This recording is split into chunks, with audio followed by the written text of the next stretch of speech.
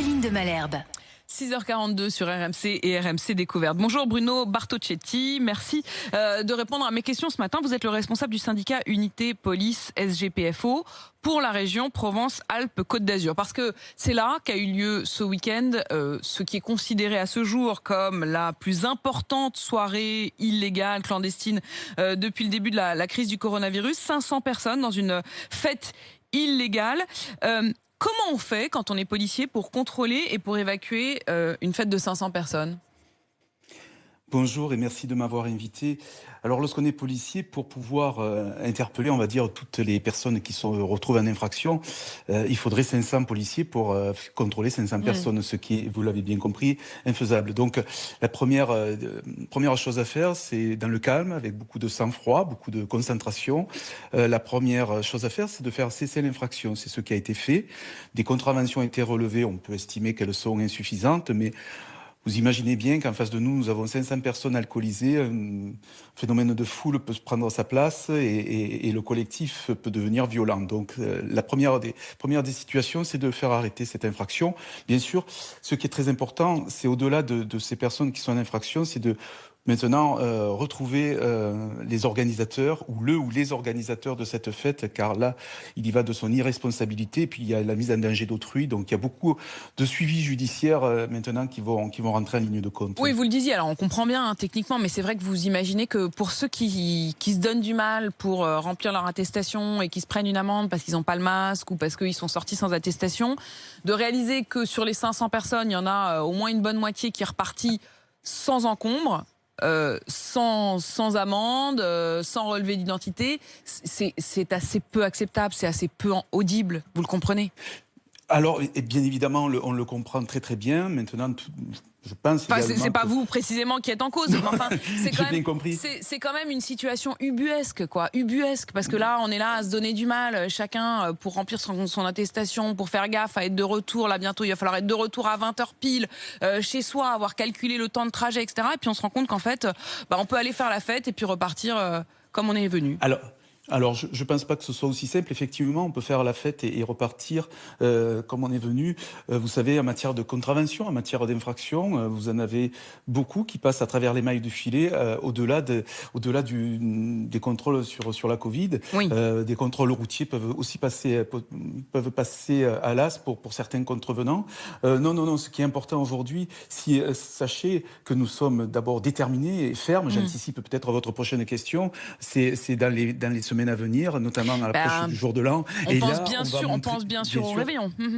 Bien sûr. Et là, on va montrer la plus grande fermeté. Nous sommes dans la pédagogie. Vous m'aidez justement à être dans ce schéma-là, en expliquant que de toute façon, nous allons nous montrer humains, mais très fermes à l'endroit de ceux qui seront en infraction pendant cette période de fête. C'est beaucoup de policiers, beaucoup de gendarmes qui vont être mobilisés. Vous savez, ce qui compte surtout, essentiellement, c'est de faire cesser les infractions. Bien sûr, nous sommes là aussi pour verbaliser.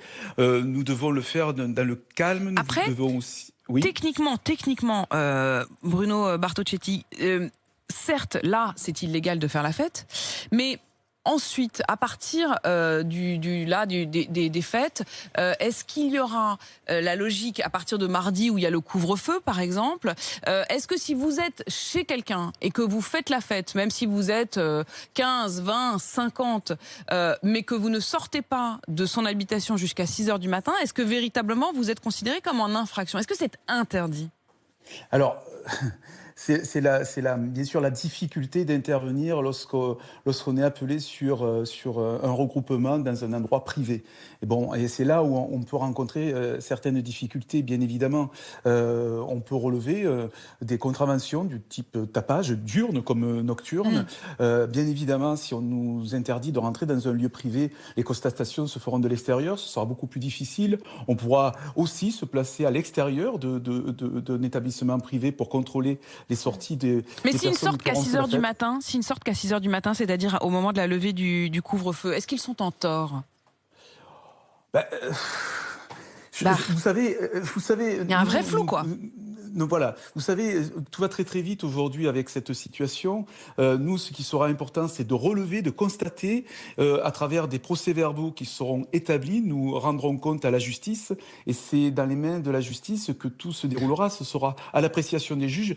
Nous n'interviendrons évidemment pas dans un lieu privé si on nous empêche l'accès, hein, parce qu'entre, comme vous le dites si bien, la nuit jusqu'à 6 heures du matin, on n'a pas à rentrer dans un lieu privé sans autorisation, on va dire, sauf, et ça c'est très important, sauf si on constate que finalement il y a une mise en danger de la vie d'autrui. Voilà. Vous comprenez, c'est là où intervient. En fait, c'est là-dessus, c'est sur la mise en danger d'autrui. Je voudrais qu'on écoute également Françoise qui nous a appelé au 32-16 depuis l'Isère. Bonjour Françoise. Bonjour. Bonjour, soyez la bienvenue ce matin.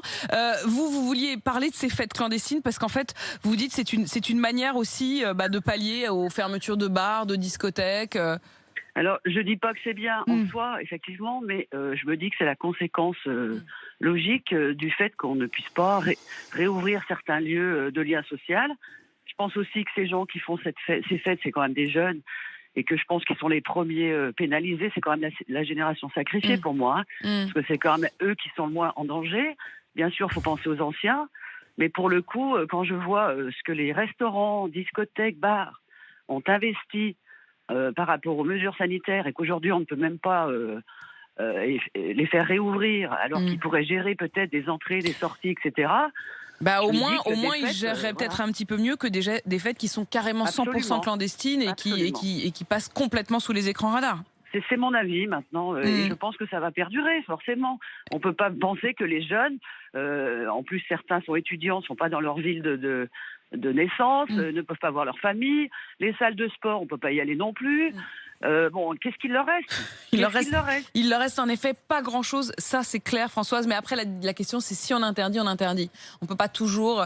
Il y a quelque chose quand même d'un peu flottant, ça m'avait frappé dans l'interview qu'Emmanuel Macron a accordée aux médias bruts il y a une dizaine de jours, où la question lui avait été posée de savoir ce qu'il dirait à ces jeunes qui font la fête, et au fond il disait je les comprends, ce qui paraissait fou de la part d'un chef de l'État qui passe ses journées à nous dire que c'est interdit, qu'on ne peut pas, qu'on ne doit pas sortir, qu'on ne doit pas mettre en danger autrui. Mais en effet Françoise, on le voit bien, il y a presque comme une soupape de sécurité. Merci à vous Françoise d'avoir témoigné sur RMC, et merci à vous Bruno Bartocchetti, et bon courage. On a bien compris que il y a quand même une partie de flou avec laquelle vous êtes obligé de composer qui n'est pas évidente. Merci.